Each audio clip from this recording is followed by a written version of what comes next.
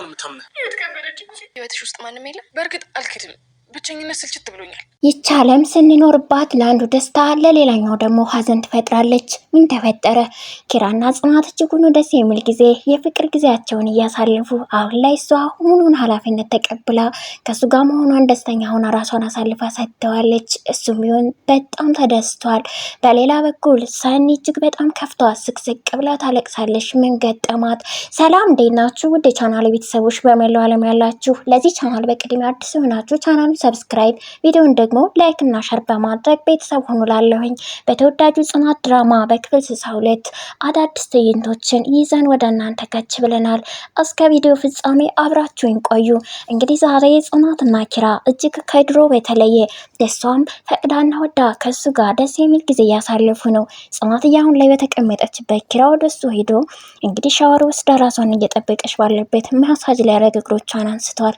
ታዲያ እሷም እየተግደረደረችም እየተሽኮረመመችም ቢሆን እጆቼ ይንሸራተታሉ እንዴ ስትልም ብዙም ፈቃደኛ ያልመሰለሽ መስላ እንግዲህ እሱን በለከፋ ጀምረዋለች። ኪራም ለምንድን ነው የምትከለከኝ? ልትከለከኝ ባልሆነ እስከ መቼ ታፍሪያለሽ እያላት ነው። ጽናት ግን ብቻ አላቅም በማለት መልሳ እያፈረች ትመለከተዋለች እሱን። ኪራ እንግዲህ ሊሰማት እንኳን ሲጠጋ ፈቃደኛ አይደለችም። ትንሽ እንቆይ ስትል ነበር። ኪራ ታዲያ ሀሳብሽን አከብራለሁ፣ ስለዚህ ያለ ንግስቷ ፈቃድ ንጉሱ ምንም አያደርግም ብሏታል። ታዲያ ለምንድን ነው ግን ፍላጎቴን የምታከብርልኝ ያለች አሁን ላይ እኔ እንግዲህ ፈቃደኛ ሆኛለሁ እያለች ነው ኪራን።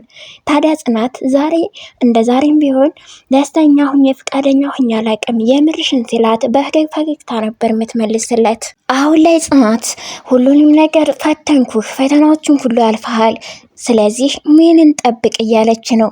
ኪራ እርግጠኛ ነሽ ብሎ ጠይቋታል። ጽናት ያለ ዛሬ እርግጠኛ ምን ተዛሬ ሁኛ አላቅም ስትል ኪራ በደስታ ነበር እንግዲህ ወደ እሷ ጠጋ ብሎ የሳማት። ዛሬ ላይ ታዲያ የጽናትም ሆነ የኪራ ሁለታቸውን ፈቃደኛ የሆኑበት አብረው ተኝተው አይተናቸዋል። ታዲያ የሳሳለትን ገላ አቅፏት እየሳማት ተመልክተናል። እሷን ብትሆን አምልጧት የሚሄድ ይመስል በሁለት እጆቿ ጥምጥም ብላ አቅፋ ይዘዋለች። እንዲህ እያሉ ታዲያ ጽናት አሁን ላይ እንዴት ነሽ አዳር እንዴት ነበር የኔ ቆንጆ ብሎ ሲጠይቃት በፈገግታም ቢሆን እየተሽኮረመመች አሪፍ ነበር ጥሩ ነው ስትል ይሄ መሽኮርመምሽ መቼ ነው የሚለቅስ ሲላት ታዲያ ይሄ ችግር አለ ማለት ነው ሲል ጽናት ግን አሁን ላይ እኮ ምንም መስኮርመም የለም እያለች ጽናት አሁን ላይ ሁሌም ሳስበው የነበረው ህልሜ ተሳካ እያለችው ነው በሳቅፍ በፈገግታ። ኪራም ታዲያ ምኑ ሲልም ጽናት ካንተ ጎን ሁኜ መነሳት መንቃት ስትል ኪራ ህልምሽ እውን ሆኗል ብሏታል። ጽናትም አዎ አንድም ነገር ሳይቀር ተሳካ እያለች ኪራ በዛ ደስታ ነበር ግንባሯን የሳማት።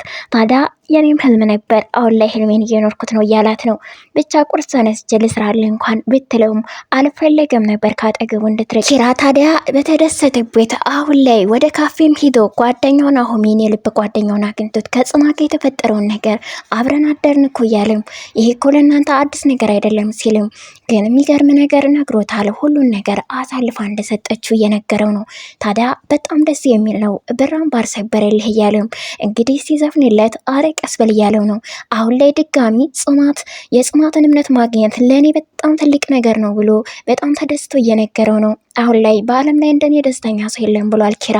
ናሆሚም ታዲያ ስለ ጽናት በጣም እንደምትወደው እንደምጭ ይሄ ነው አይደለ እያለችም ጽናት ስትነግራት አዎ ስለ እህቷ አንዳንድ ነገሮችንም ስቡራት ተናግራለች። አንዳንዴ ከልጅነታችሁ የሆነ ነገር ይዛችሁ ከመጣችሁ ያ ነገር ጭንቅላታችሁ አይጠፋም እያለች የሄዷን ታሪክ የልጅነት መጥፎ አጋጣሚዎችን እያስታወሰች ነው። ቢሆንም ግን እሷ እነሱ ግን አይ መሆን አለብሽ እያሏት ነው። ጽናት በህይወትሽ ግን ሰው የለም ስላ ጠይቃት ነበር። ሰኒ ግን ወንዶችን ስታይ ደስ የማይል እይታ ምንም ቦታ እንደማያሳጣቸውን ብዛም ተናግራለች አሁን ለነሱ።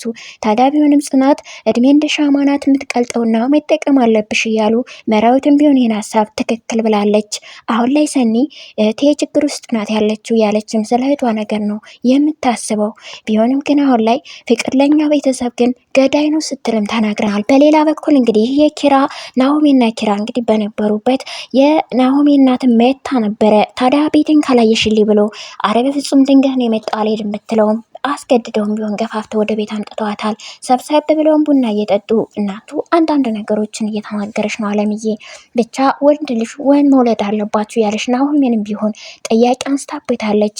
ጽናት ታዲያ ወላጆቻችን ከነሱ ህይወት እኮ ቀንሰው ለልጆቻቸው መስጠት ይኖርባቸዋል ይወዳሉም እያለችም እሷም ሀሳብ ስታካፍል አለምዬ ብቻ ወላጅ እኮ ሁሉን ነገር ብቻ ጥሩ ነገር ለልጆቻቸው እንዲሰማና እንዲኖር እናደርጋለን። ያሁን ልጆች ግን ሲነግሯቸው ስልጣኔ ስለሚመስላቸው በራሳቸው ሁሉን ነገር መወሰን ያስባሉ። ይህ ደግሞ ጥሩ አይደለም እያለች ተመክራለች። ጽናትም ቢሆን አዎ ማንንም ብቻ አንሰማም፣ በራሳችን መንገድ ሂደን በኋላ ግን የደረስንበት ነገር ደግሞ ይከብዳል ስትል መልሳለች።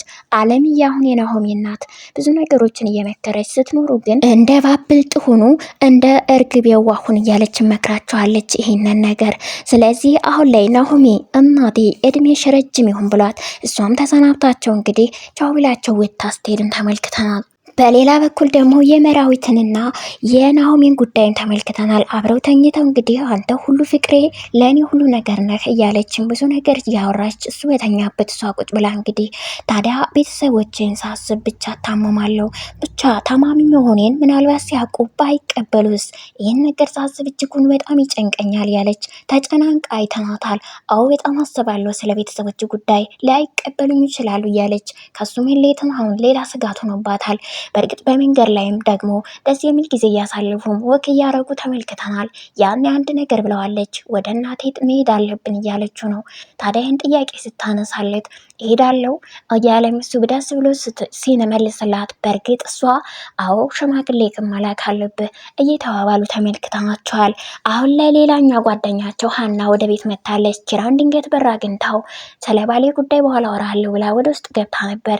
ጽናትንም አግኝታት እንግዲህ ስለ ባሏ ጉዳይ ወደ ውጭ ሀገር እንደሄድና አሁን ላይ ደግሞ እሷን ቢሆን ልትሄድ እንደሆነ እቃዎችን እያስተካከለች እንደሆነ ተጠፋፋን እያለች የራሳቸውን ታሪክ አውርታለች።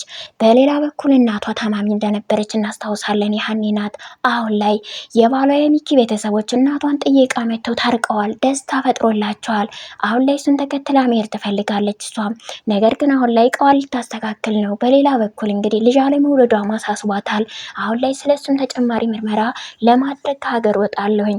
በእርግጥ እንግዲህ ቤተሰቦቹ መታረቅ ደስተኛ በሆንም ልጅ ደግሞ በመሀላችን ያስፈልጋል እያለች ስትነግራት ተመልክተናል። ስለ እሷና ስለ ኪራም ጠይቃት እንግዲህ የእሷና የኪራም ነገር ደስ የሚል ነገር እንደሆነ መልሳላታለች።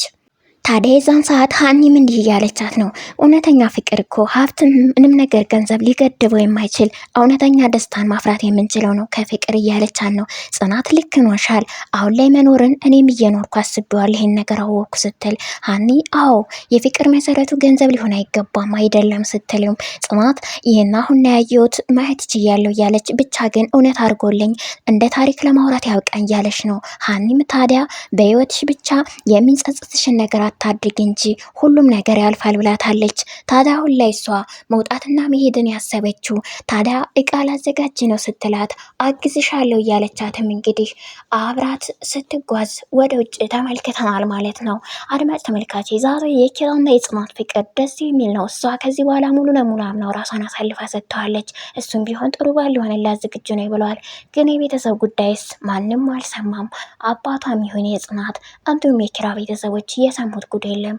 ጉድና ወደኋላ ነው የሚመጣው ይባል ነገር አለና አሁን ላይ ታዲያ ቤተሰብ ሲሰማስ ምን ሊፈጠር ይችላል? ይህ ነገር ቀድሞ ሁሉም ነገር እሷ አሳልፋ ሰጥተዋለች።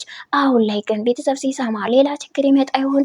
የእናንተስ ግምት ምን ሊሆን ይችላል? ሰኒም እጅጉን በጣም የምታሳዝናት ሌላ አሁን ላይ ህይወት ጀምር እያሏት ነው። በእርግጥ እንግዲህ እሷ እውነት የሚቀርባት ሰው ካገኘ ዝግጁ ትሆን ይሆን? ብቻ ከፍቷታል እጅግ በጣም።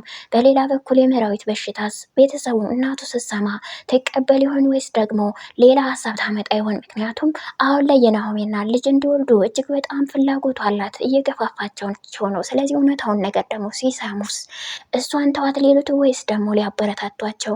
ብቻ አድማጭ ተመልካቾቼ የእናንተን ሀሳብ አስተያየት ኮሜንት ስር ጻፉልኝ።